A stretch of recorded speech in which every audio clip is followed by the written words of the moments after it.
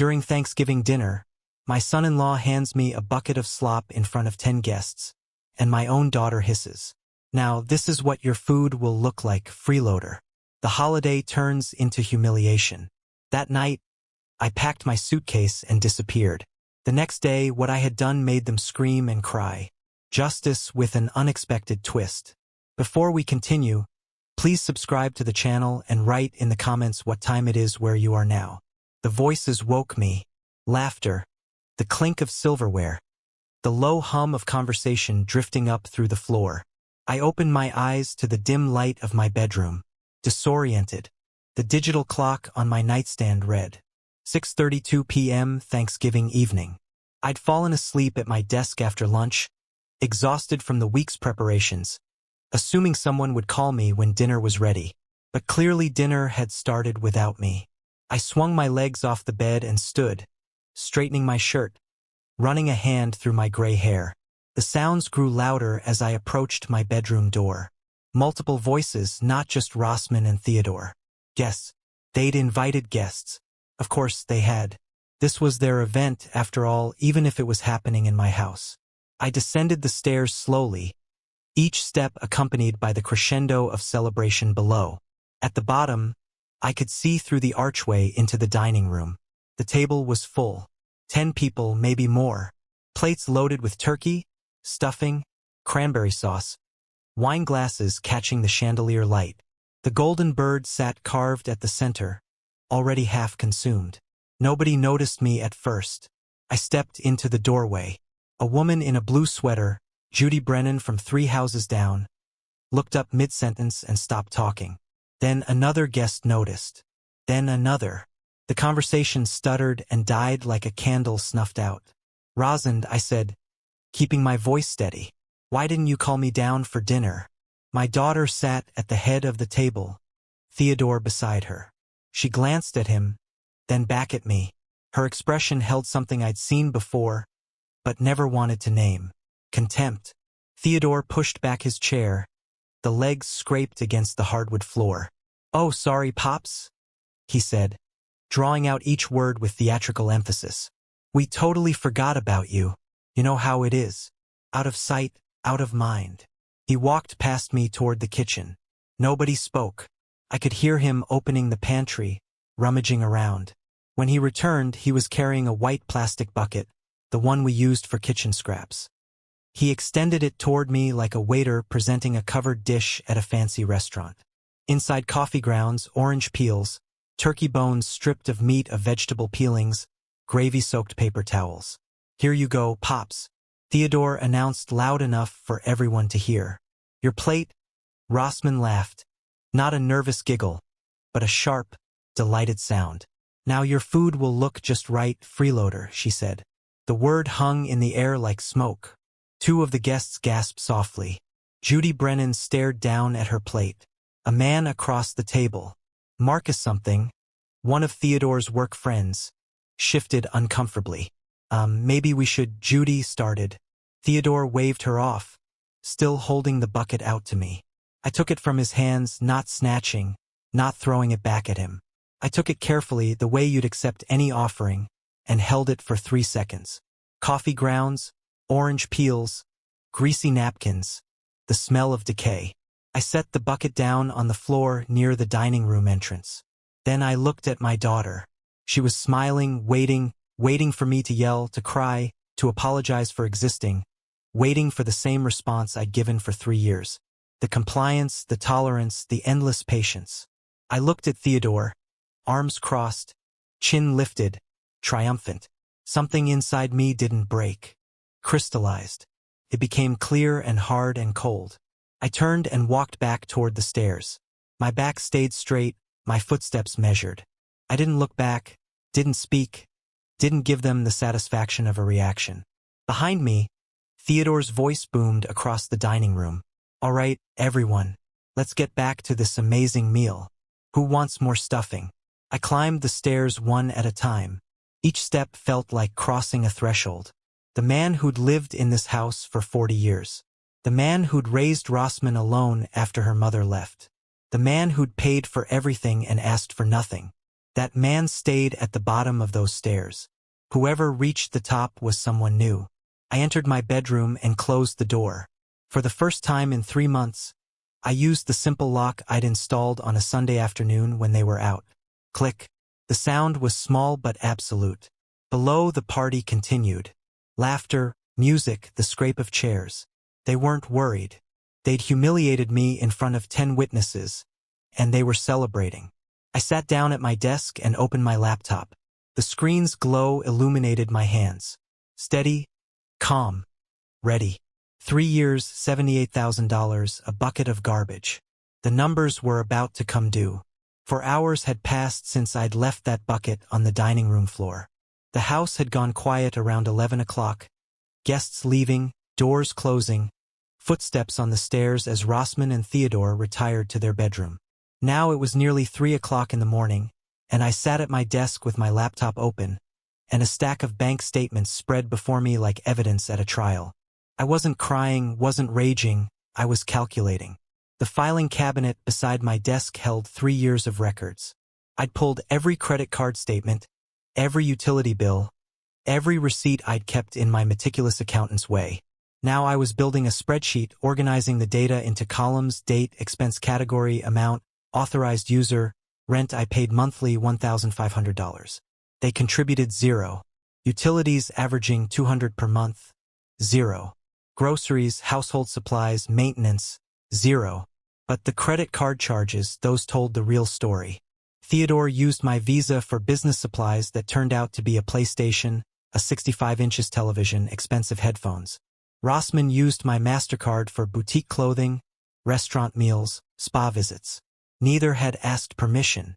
They were authorized users on my accounts, and they treated my money like their inheritance arriving early. I finished the calculation at 3:47 a.m. Total support provided over 36 months, $78,247.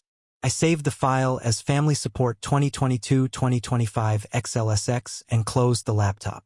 The room was dark except for the desk lamp. Outside my window, Tampa slept. Inside, I planned. At exactly 6 o'clock, I called my bank.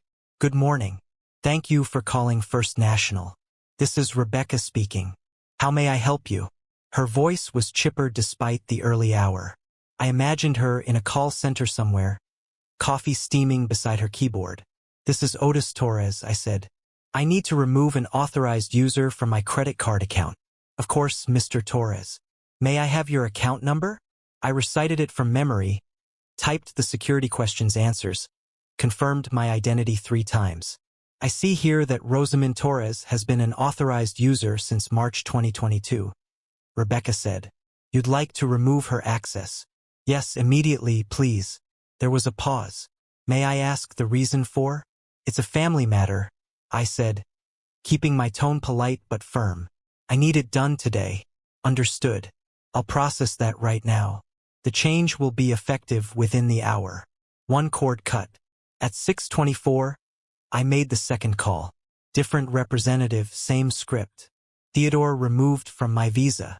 The man's voice held concern as he asked, Are you sure about this, Mr. Torres? Once we processed the change, I'm completely sure. At 6:41, I made the third call. Both Rossman and Theodore had debit cards linked to my checking account, something I'd set up 2 years ago when they claimed they needed access for emergencies. I removed both cards, changed my PIN, updated my online banking password to something they'd never guess. Bucket 2025. Just to confirm, the representative said, You're removing both authorized users and changing all access codes. Correct. And I'd like a notification sent to me if anyone attempts to use these accounts. We can set up fraud alerts. Would you like those sent by text or email? Both. By 7 o'clock, I'd severed every financial connection. They still lived in my house, but they could no longer spend my money. I stood and walked to my closet. From the top shelf, I pulled down a brown suitcase I hadn't used in years. I packed methodically. 7 pairs of underwear, 7 pairs of socks, 3 shirts, 2 pairs of pants, 1 sweater, toiletries, my laptop and charger, a folder containing my property deed, insurance papers, and the spreadsheet I just created. I moved quietly. My bedroom sat above the garage. farthest from the main bedroom where they slept off last night's wine. They'd never been early risers anyway. At 7:30, I descended the stairs for the second time in 12 hours. The dining room was clean. They'd at least managed that much. The kitchen counter held dirty dishes stacked in the sink, but the table was clear. I found a piece of notebook paper and wrote in my neat accounting-style handwriting. Gone to visit friends back in a few days. Oh, I didn't specify which friends. I didn't have close friends in Tampa anymore, but they didn't know that. Let them wonder. I placed the note on the counter, weighted down with a coffee mug, and picked up my suitcase. The house was silent as I walked to the front door. No creaking floorboards above, no voices, no sign they'd notice my departure. I stepped outside into the cool November morning. The sun was just beginning to rise, painting the sky orange and pink. My Honda Accord sat in the driveway where I had parked it yesterday, back when I was still a man who tolerated disrespect. I loaded the suitcase into the trunk, climbed behind the wheel, and backed out slowly. Nobody watched from the windows. I drove east on Highway 60, away from Tampa, toward the sprawl of strip malls and chain restaurants that marked the city's edge. 15 miles out, I spotted what I needed. The Sunset Motor Inn, a 2-story budget motel with a flickering vacancy sign. The clerk was an elderly man reading a newspaper behind bulletproof glass. He looked up as I approached. "How many nights?" he asked. "7. I'll pay cash." He slid a registration form through the slot. ID and a credit card for incidentals. "No card," I said, placing $500 in 20s on the counter. "Cash only.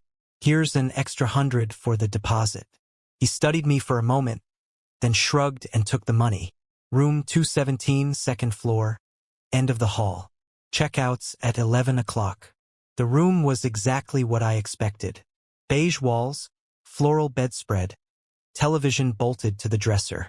I set my suitcase on the luggage rack and sat on the bed. My phone remained silent in my pocket. By now, 8:45 in the morning, they might have woken up. They might have found the note. They might have tried to use their credit cards for breakfast and discovered they no longer worked. I opened my laptop and connected to the motel's Wi-Fi. Then I began drafting an email to an attorney whose name I'd found in a late-night search. Margaret Whitfield, specializing in elder financial abuse and family law. Outside my window, traffic hummed on the highway.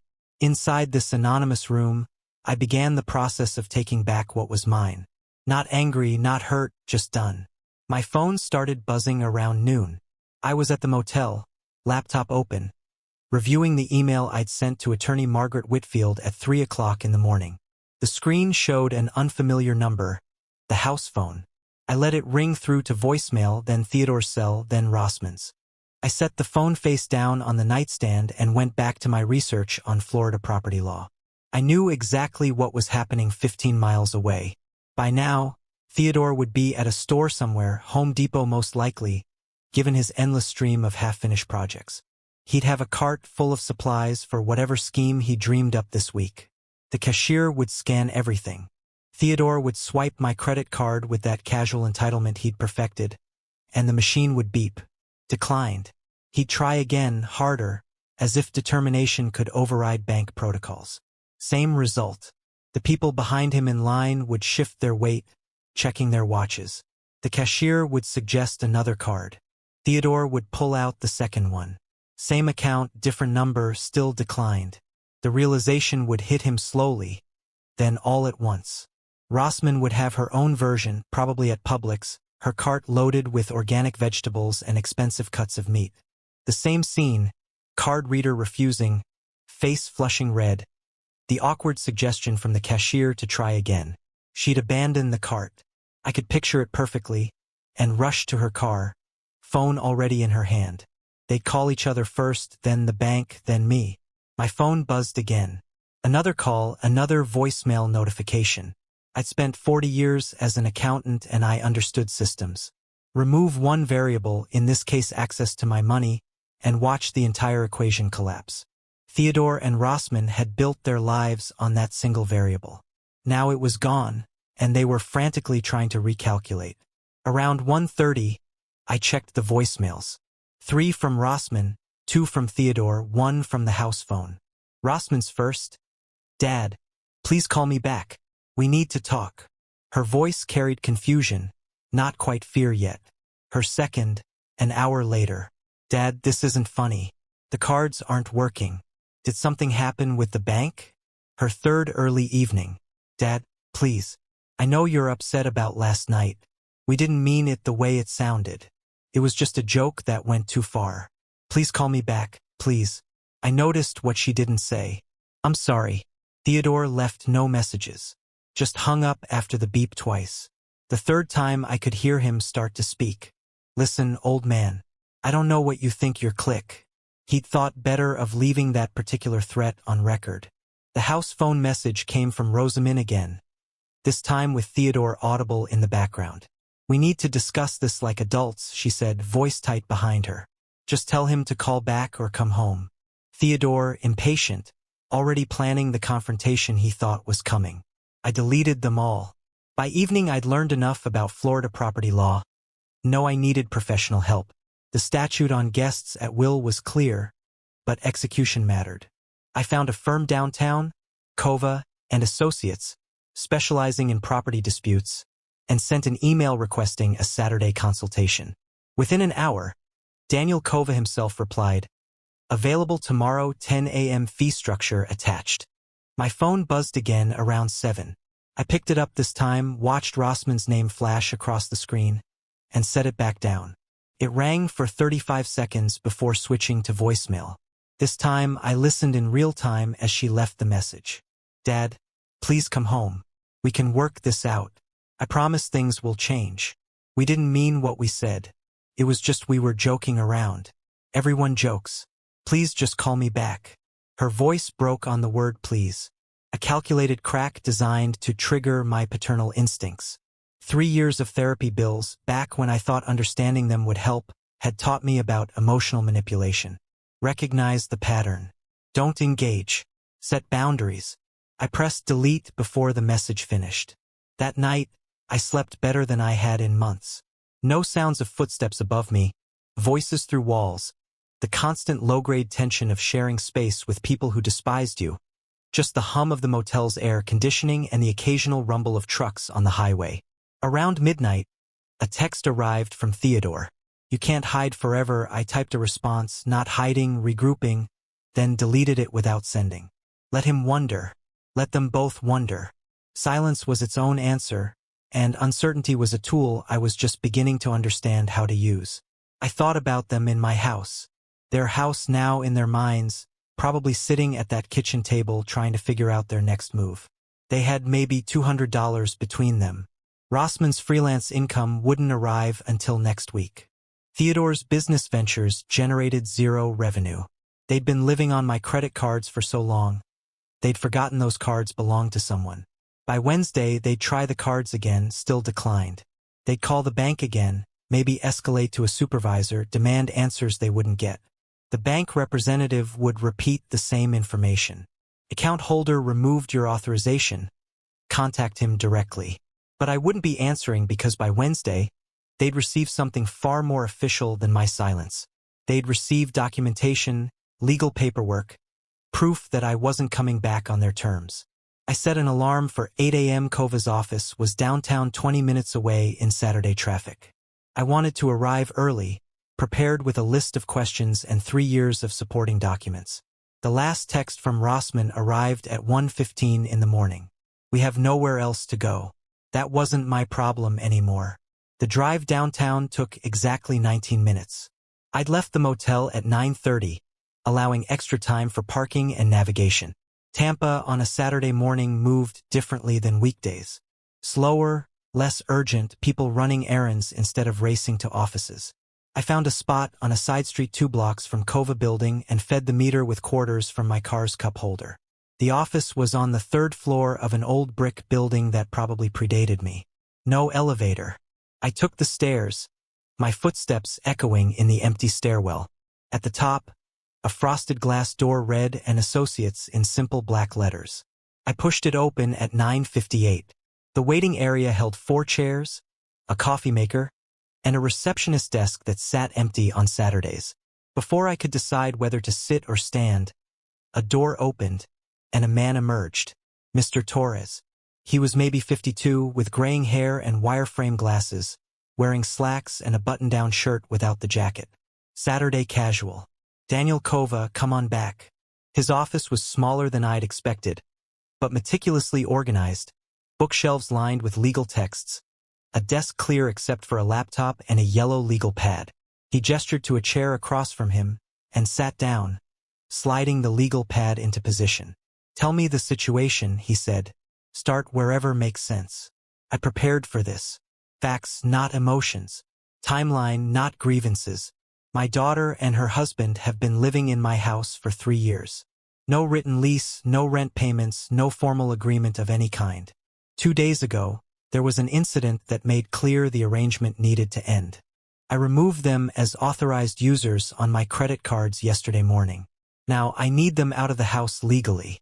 Kova wrote in quick, neat handwriting. They receive mail at this address. Yes, they use it as their permanent residence. Do you live there, too? I did. I left Friday morning. I'm staying at a motel while this resolves. He looked up. So, you abandoned the property. I didn't abandon it. I left temporarily to avoid confrontation while establishing legal boundaries. Good answer. He made another note. Any written communication between you about them leaving? No, they don't know yet that I want them out permanently. They think I'm visiting friends for a few days. Kova leaned back, tapping his pen against the pad. All right. Under Florida law, what you have here is a guest-at-will situation. No lease, no rent, no tenant protections.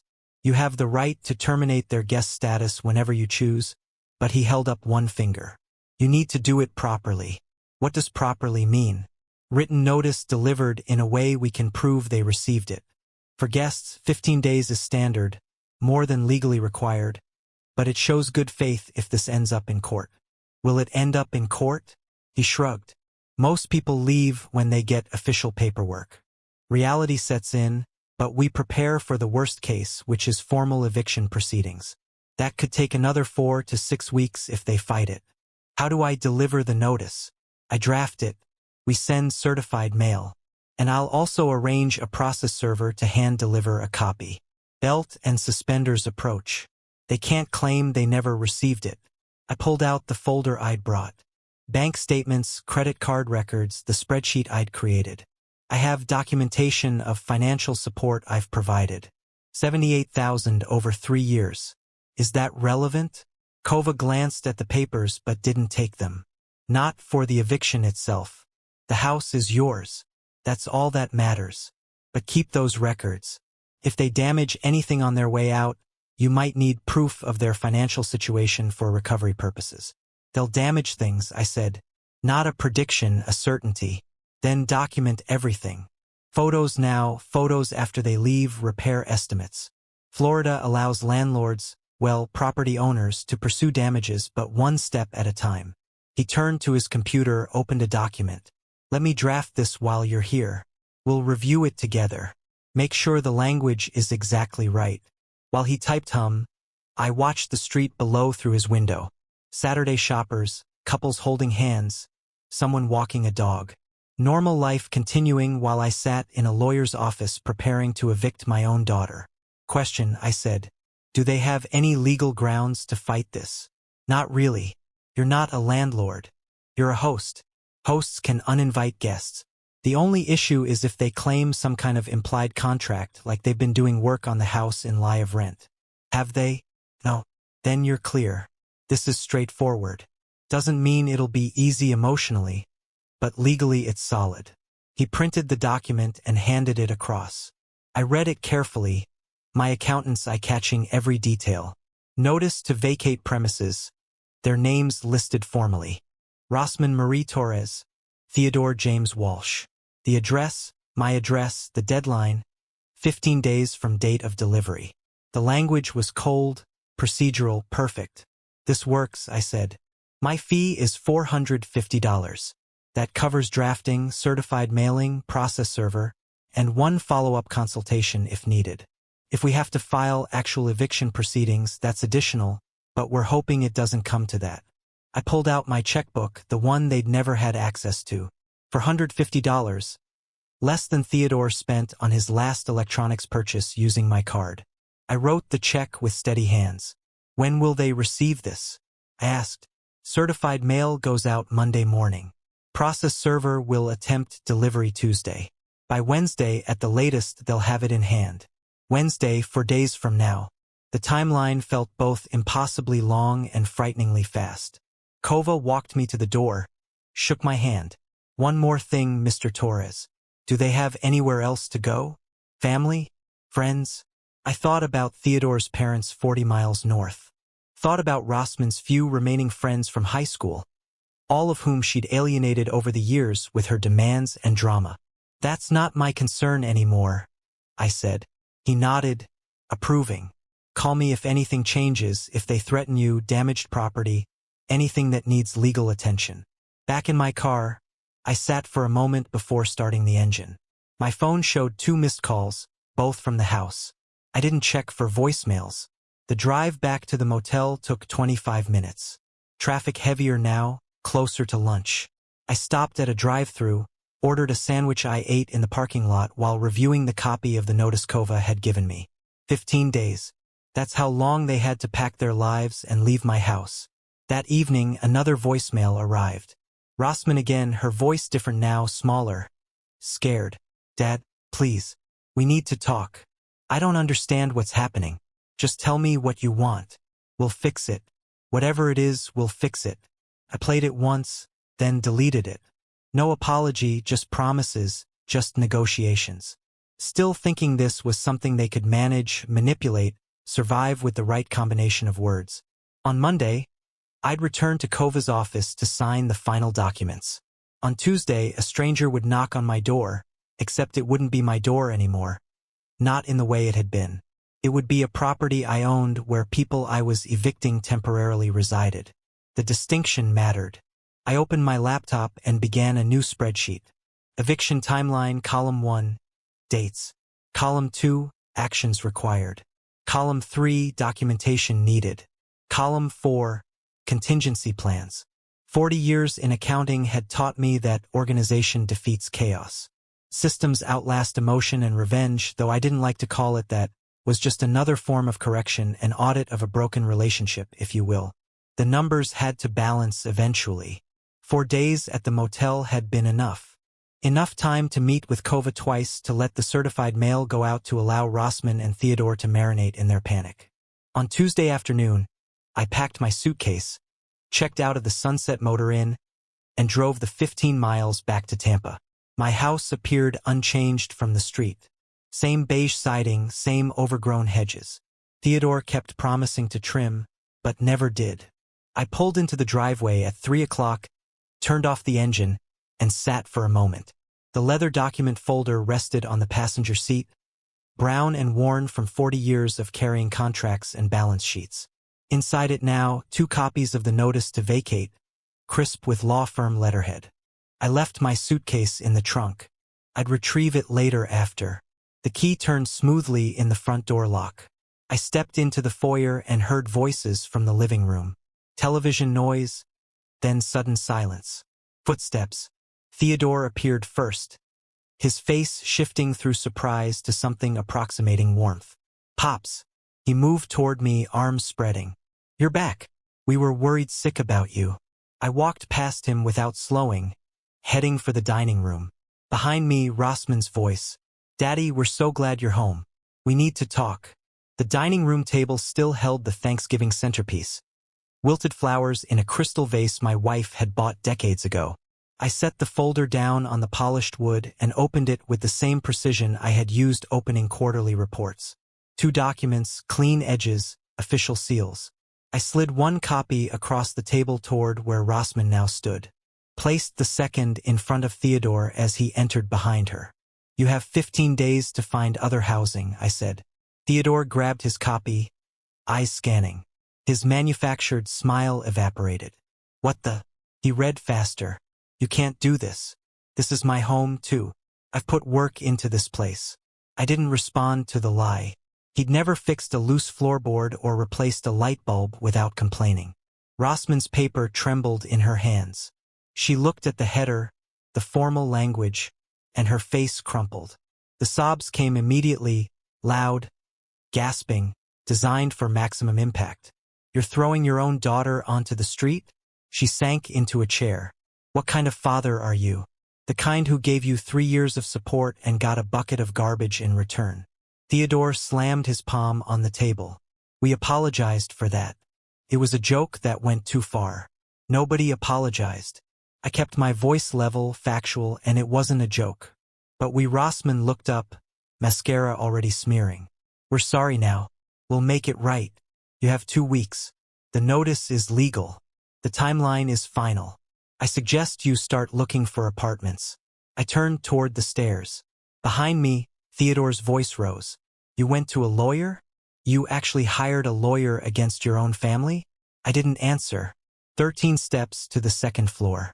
I'd climbed them thousands of times, carrying groceries, laundry, the weight of pretending everything was fine. Now I climbed them free of that weight. "This is insane," Theodore shouted from below. "We have rights. You can't just read the document," I said without turning. "Everything you need to know is there." Rossman's voice cracked. "Daddy, please just listen for 1 minute." I reached my bedroom door, entered, closed it behind me. The lock I'd installed 3 months ago turned with a solid click. Through the door, their voices continued. Theodore's rage, Rossman's theatrical grief. I sat at my desk and opened my laptop. The calendar on my screen showed December 10th, circled in red, 15 days from delivery of the notice. The certified mail confirmation would arrive by tomorrow. Process server by Thursday at the latest. My phone buzzed. Text from Theodore. "We need to talk about this like adults." I set the phone face down and didn't respond. Below, something heavy hit the floor. Theodore's anger finding an outlet. I made a note on my laptop. Tuesday, 3:27 p.m. loud crash from downstairs. Assess damage after they leave. The documentation had begun. That evening crawled by. I remained in my room, door locked, listening to the house settle into its new reality.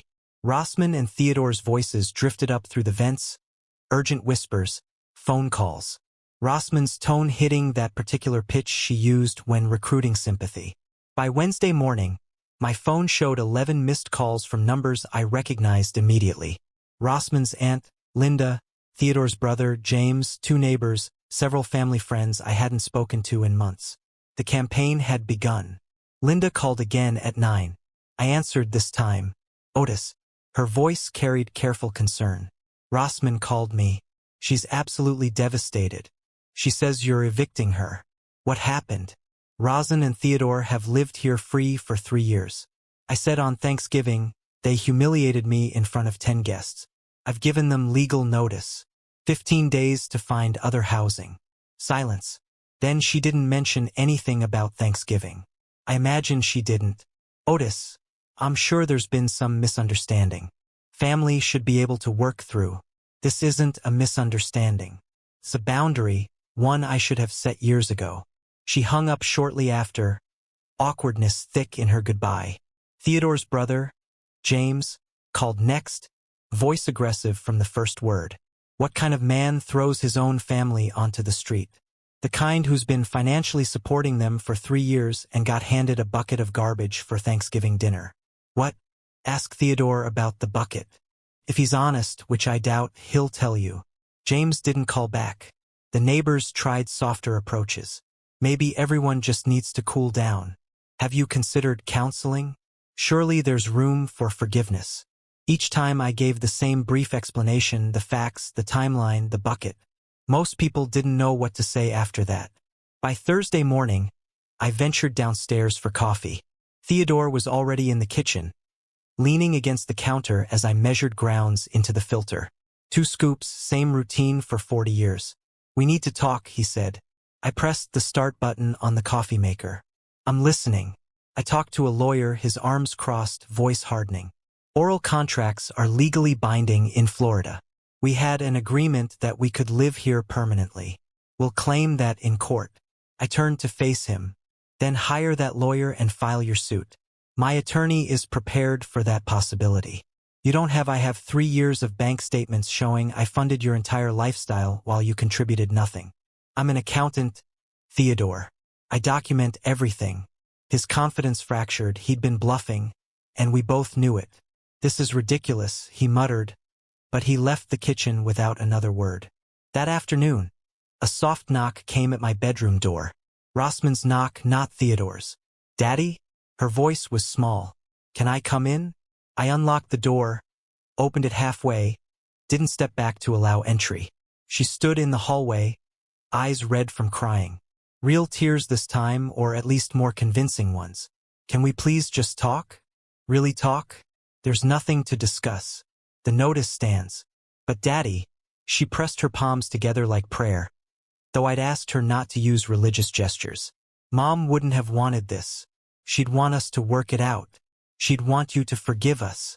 My jaw tightened, the first crack in my calm exterior, but not the kind she hoped for. Don't use her name, but she'd want.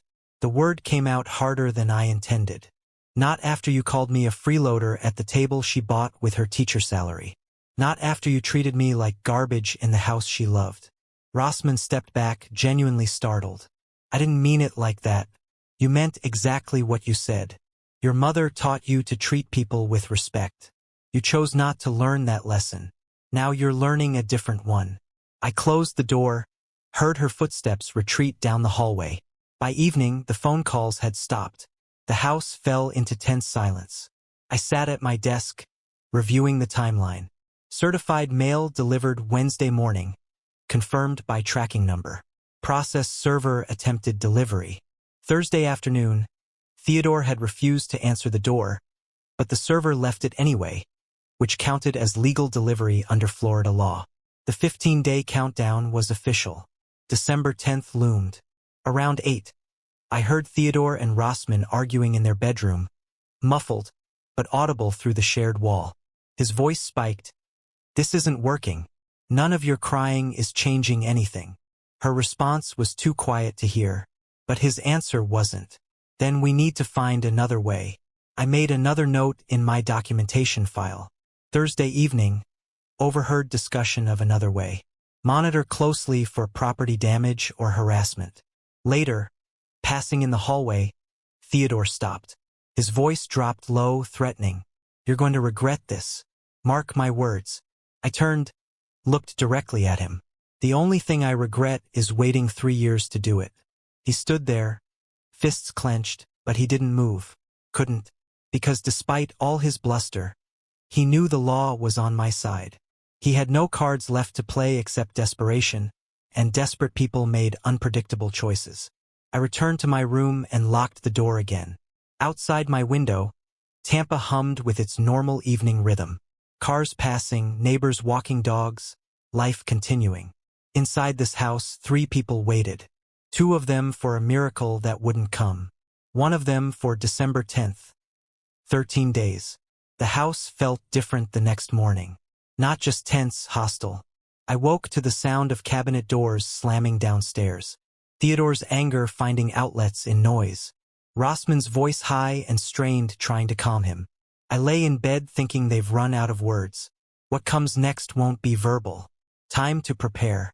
By 6 o'clock, I was at my laptop researching home security cameras. Florida law was clear. Homeowners could install surveillance in common areas with proper notification to occupants. I needed 2 cameras, simple wireless units, motion-activated recording to cloud storage. The drive to Best Buy took 15 minutes. A young employee approached as I entered the security section. These cameras are pretty popular for home security, he said, gesturing to a mid-range system. They connect to your Wi-Fi and you can check the feed from your phone. Easy setup. Battery or plug-in? These are plug-in.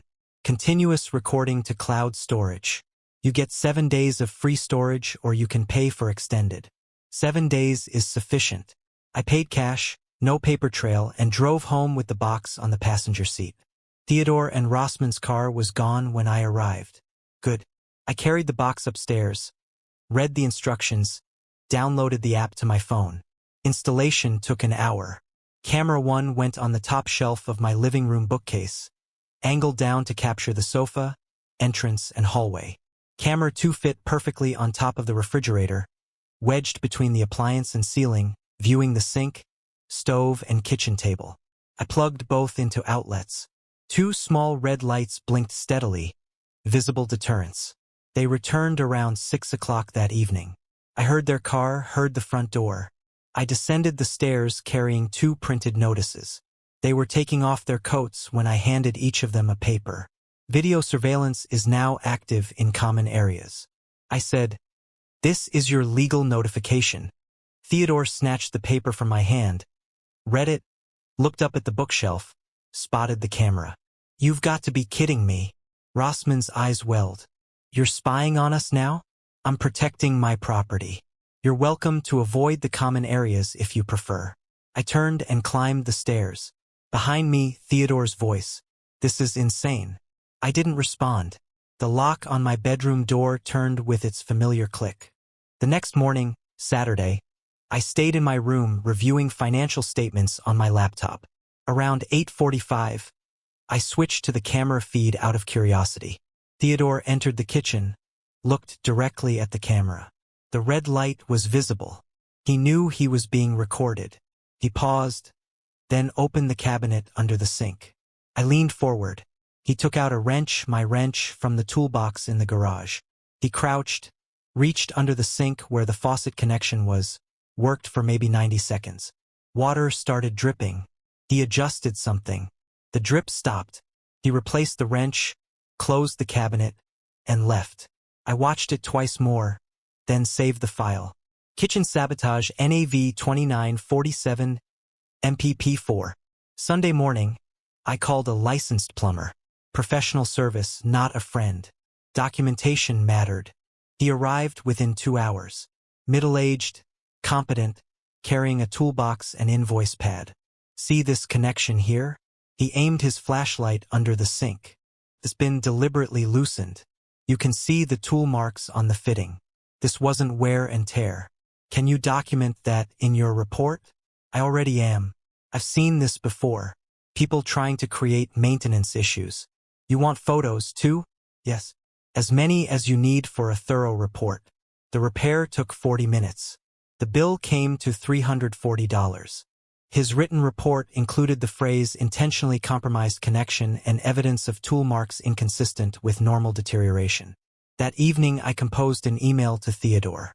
Subject line, "Reimbursement required." Body text, Theodore attached. "You'll find 1 video evidence of deliberate damage to kitchen plumbing on November 29th. 2. Plumber's report confirming intentional sabotage.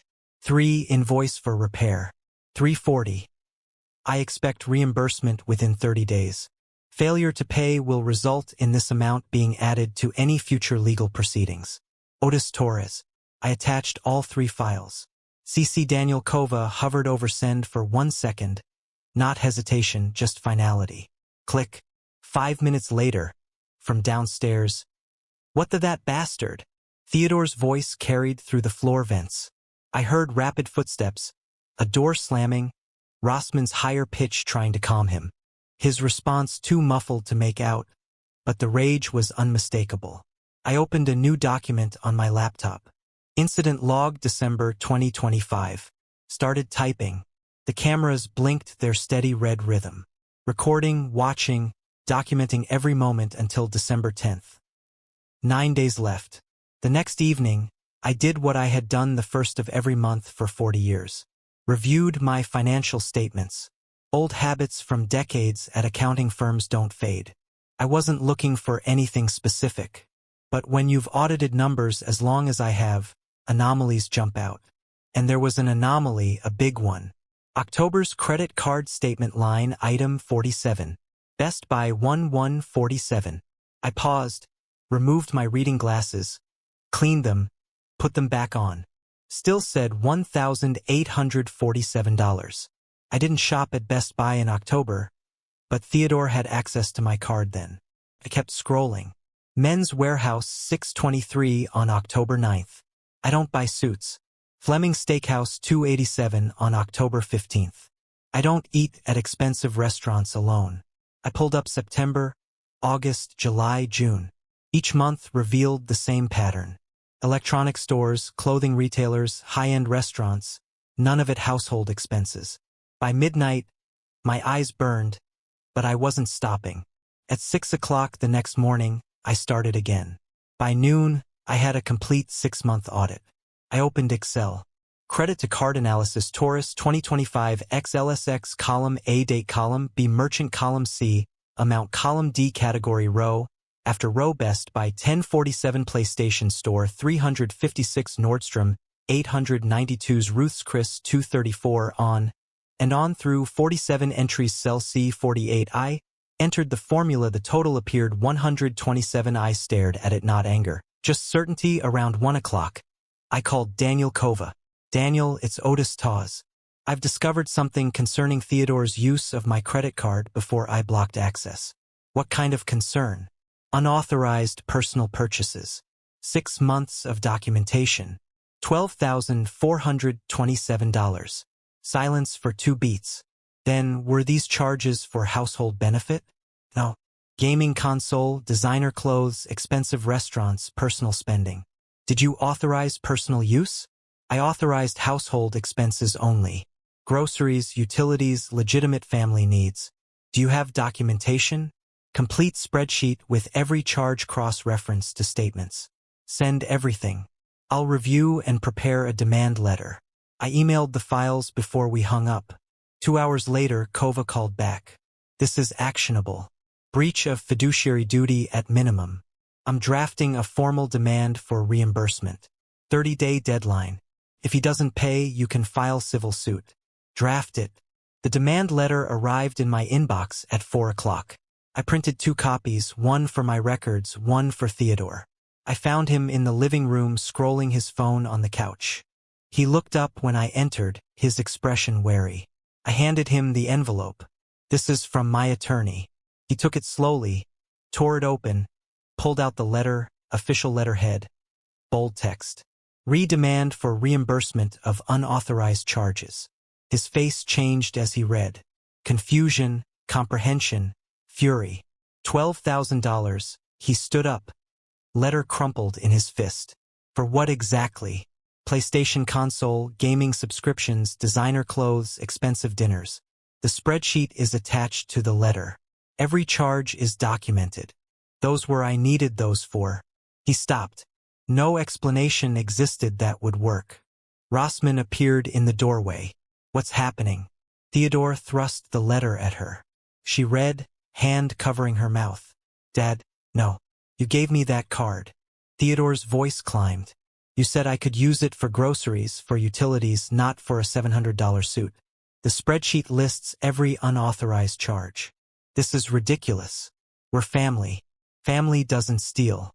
Rosamond stepped forward, tears already falling. Dad, we don't have $12,000. You know we don't. How are we supposed to pay this? You have 30 days. You're getting jobs. You're moving out in 8 days. That's 3 paychecks before the deadline if you start immediately.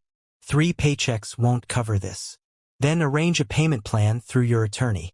Or Theodore can sell the gaming console, the clothes, the electronics he bought with my money. Options exist. Theodore stepped closer, his voice dropping to something meant to be threatening. If you pursue this, you'll never see your daughter again. Never see any grandkids if we have them. You'll die alone. I looked at him directly, held his gaze without blinking. I'd rather die alone with my dignity than live surrounded by people who steal from me. That's not family. That's exploitation. The silence that followed was complete. Theodore had nothing left. No bluster, no threats, no manipulation tactics. Just the letter in his hand and $12,000. He couldn't pay. I turned toward the stairs. Behind me, Rossman's voice broke. Daddy, please. I kept walking. 13 steps to the 2nd floor. When I reached my bedroom and closed the door, I could hear them arguing below. Her voice desperate. How are we going to pay this? His voice bitter. We're not. I sat at my desk and added the demand letter to my growing file of documentation. Everything organized, labeled, dated, a case built without effort, just by being meticulous and honest. Downstairs, their voices rose and fell. Not my problem anymore. 8 days until December 10th. Then silence. The next morning, the house felt different. Not tense anymore. Resigned. I woke to voices downstairs, low and urgent. Phone calls, apartment listings, rental applications, the sound of people accepting defeat. 7 days remained until the eviction deadline, but I suspected they wouldn't wait that long. I stood in my bedroom with my coffee, looking at the wall calendar, where December 10th was circled in red, counted with my finger. 3rd, 4th, 5th, 6th. They'd leave sooner. I could hear it in the way they move now. Purposeful, expedient. Cornered animals flee when they can. Around 2 that afternoon, I was in the living room reading when Rossman appeared. Theodore was out. I'd heard his truck leave an hour earlier. She stood in the doorway until I looked up. "Dad, can we talk? Really talk?" Her voice was different, not theatrical. Exhausted, I marked my page, sat down the book. She sat on the edge of the sofa, hands clasped like someone at a job interview they couldn't afford to lose. "I've been thinking about what happened," she said. "I was wrong. Theodore influenced me, but that's not an excuse. I should have defended you that night. I should have. I interrupted quietly, past tense. "But you didn't. I'm sorry. Truly sorry. I deeply regret." Rosalind. I leaned forward slightly. "What exactly did you call me on Thanksgiving?" She looked away. "Dad, don't say it. Please look at me and say it." Her voice came out barely audible. "A freeloader." Louder. "A freeloader. In front of how many people?" 10. Tears now streaming down her face. "In whose house?" "Yours." The word broke on a sob. I leaned back. "You remember every detail?" "So do I." "Some things can't be apologized away. Public humiliation from your own daughter. That's a wound that doesn't heal with words." She stood stumbling toward the stairs, crying. I picked up my book and found my place. My hands were steady. That evening, Theodore burst into the living room. Rossman must have told him about our conversation. "You're destroying our family," he was shouting before he even crossed the threshold. "Over one stupid comment. You're willing to throw away your relationship with your daughter forever." I didn't rise from my chair. One comment, 3 years of taking. 3 years of disrespect. That night was just when I finally saw clearly. You're a bitter old man. You're alone and you can't stand seeing us happy. I'm alone because you drove everyone away and you weren't happy. You were comfortable at my expense. There's a difference. Fine, we'll leave. And when you're old and sick and need someone, don't come crying to us. I stood then, met his eyes directly. "Theodore, you destroyed this family on Thanksgiving night with that bucket. I'm not destroying anything. I'm just stopping you from destroying what's left of me." He had no response to that. Turned and stormed out. The next day, December 4th, I watched from my bedroom window as they loaded boxes into their car. When they returned hours later, their body language had changed. Slumped shoulders, defeated acceptance. They'd found something. That evening, I was making dinner when I heard Theodore on the phone in their bedroom, his voice carrying through the thin walls. "Yeah, we need a truck for Thursday morning, December 5th. Small load, mostly boxes and a mattress. No, just going across town. Thursday, tomorrow, 5 days ahead of the deadline." I stirred my pasta sauce, plated my dinner, sat alone at the kitchen table. The house was quiet, except for their muffled preparations upstairs. Almost over. I went to bed early that night, but couldn't sleep immediately. Through the walls, I heard tape on cardboard, the scrape of furniture being moved, boxes being sealed, the sounds of departure. Tomorrow they'd be gone. I didn't feel triumphant. I felt like someone who'd finally stopped bleeding, not celebrating the wound, just relieved it had stopped. I woke before dawn on December 5th to the sound of a truck backing into my driveway. Beep, beep, beep. Moving day. I lay in bed listening to doors opening downstairs. Footsteps. Theodore's voice directing. They'd arrived early. Wanted this done quickly. So did I. I rose, dressed in jeans and a flannel shirt, made coffee, stood at my bedroom window, watching them load. Theodore carried boxes. Rossman made trips with bags of clothes. Their car packed tight with smaller items. Back and forth, efficient, no lingering. Each box loaded was another piece of my space returned. By 11, the truck was nearly full. I descended the stairs for the first time that morning. Theodore was in the kitchen doorway, sweaty from loading. We looked at each other across maybe 10 feet, neither spoke for several seconds. "We're leaving now," he finally said. Not an apology, a statement of completion. I nodded once. He couldn't help himself. "You're going to regret this, old man. When you're alone and sick and need help, remember this day. The only thing I regret is not doing this 3 years ago." His face flashed anger, then resignation. He turned away. Rossman appeared where he'd stood, looked at me with exhausted eyes, opened her mouth. Nothing came out. What was there left to say? She tried apologies, manipulation, tears. All failed. She just looked at me for 3 seconds, then turned and walked toward the door. I didn't call out, didn't stop her.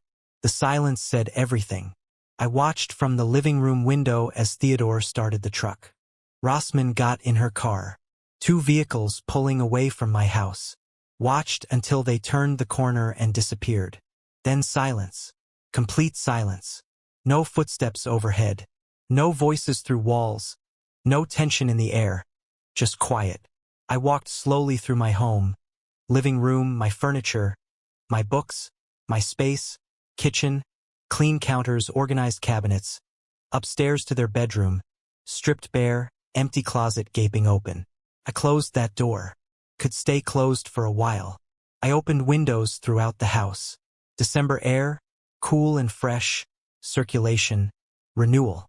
That evening, I sat on my front porch in my favorite wicker chair. Cup of coffee cooling in my hands. The sky went orange, then pink, then purple. Judy Brennan appeared on the sidewalk, walking her terrier. She veered up my walkway. "Otis, I saw them leave this morning." She paused. "I was there on Thanksgiving. I saw what Theodore did with that bucket. You did the right thing." Something released in my chest. External validation from someone who'd witnessed it. "Thank you, Judy. That means something." She smiled, patted my shoulder, continued her walk. I sat until stars appeared. The next morning I called a locksmith. Professional service, prompt arrival. He changed every lock. Front door, back door, garage, deadbolts. "New tenants moving in?" he asked. "No." "Old ones moving out?" He nodded, understanding immediately. Fresh start then. Exactly that. By noon I had new keys. The old ones were worthless metal now. I took down the security cameras, saved all footage to an external drive, stored it in my filing cabinet, documentation just in case, but I didn't think I'd need it. They were gone. That afternoon, I opened my laptop and started researching. Kitchen remodel ideas, living room paint colors, new furniture for the guest bedroom. Not their room anymore, just a room that needed purpose. My house, my rules, my peace. I thought about kindness then. How I'd been kind for 3 years. How they'd mistaken that kindness for weakness, for permission to take and take and take. But kindness isn't weakness. I understood that now. Allowing exploitation. That's the betrayal. Not of them, of yourself. I'd reclaim my home. I'd reclaim my dignity. I'd reclaimed the peace I'd forgotten I was entitled to. And the best part, I got to live well without them. Not out of spite, out of simple, honest relief. That was the real victory. Not their departure, my recovery. The house was quiet around me. My coffee steamed on the desk. Outside, December sun filtered through the windows I'd opened. Fresh air, clean space, silence that felt like comfort, not loneliness. I smiled, the first genuine smile in weeks, and clicked on a paint color called New Dawn. Seemed appropriate. If you like this story, please like this video, subscribe to the channel, and share your impressions of this story in the comments. To listen to the next story, click on the box on the left. Thank you for watching.